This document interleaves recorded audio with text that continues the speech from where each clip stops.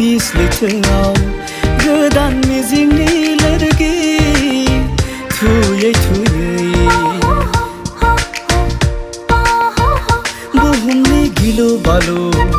गोदौफावनाय बिस लैथोआव गोदान मिजिंनि लोरगि थुयै थुयै मुखुब जाबोदों आं थांखिनि गंसे दिङा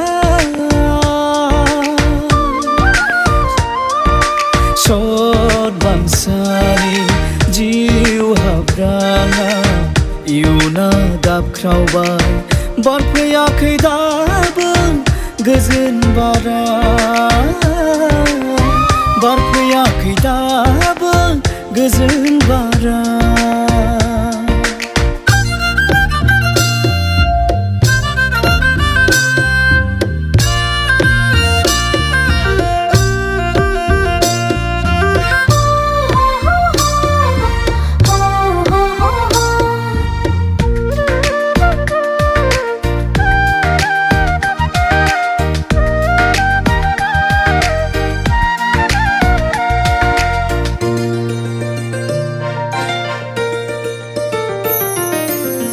बुरखाय जायो आंनि उदांस्रि बिग्रा सुला गोसो बुरखाय जायो आंनि उदांस्रि बिग्रा सुला गोसो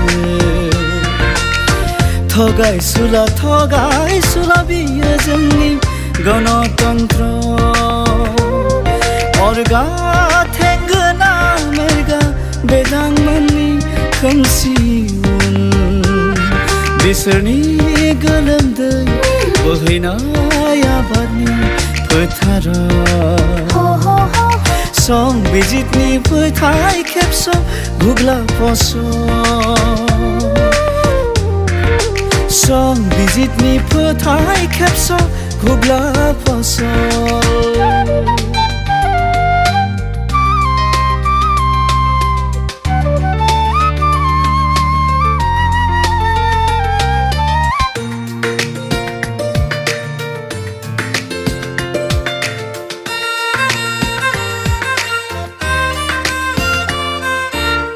सुबुंथि सोदोमस्रिनि उदांस्रिया दिनै सुबुंथि सोदोमस्रिनि उदांस्रिया दिनै जोंनि हाबिला जाफुङै मिजिंनि अख्राङाव दिन्दां खास्रि बिस्रि गोथाङावनो लंथङै फासि होजाबाय थेवबो बे हायाव जिउनि अमृत दङ सुबुं मोनथायनि जोंदि जुजिनांगोन सुबुं मोनथायनि जोंदि जुजिनांगोन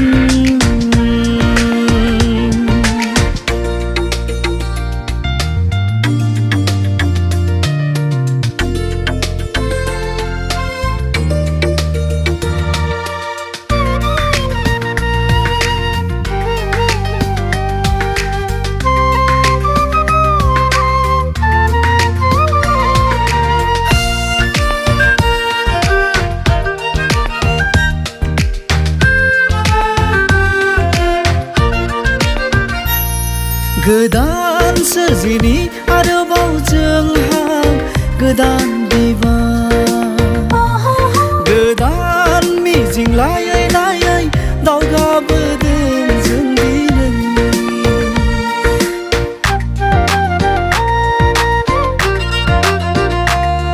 गोदान सोरजिनि आरोबाव जोंहा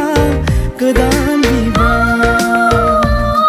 गोदान मिजिं लायै लायै दावगाबोदों जों दिनै गोदान थांखिजों जांख्रिबाय गोबां जांख्रिबोबाय जिउआव मोस्रोम गोलोमदैनि जांख्रिथायनांगौ जोंनो जै खालामनो सानसे बुहुमखौ जिउआव मोस्रोम गोलोमदैनि जांख्रिथायनांगौ जोंनो जै खालाम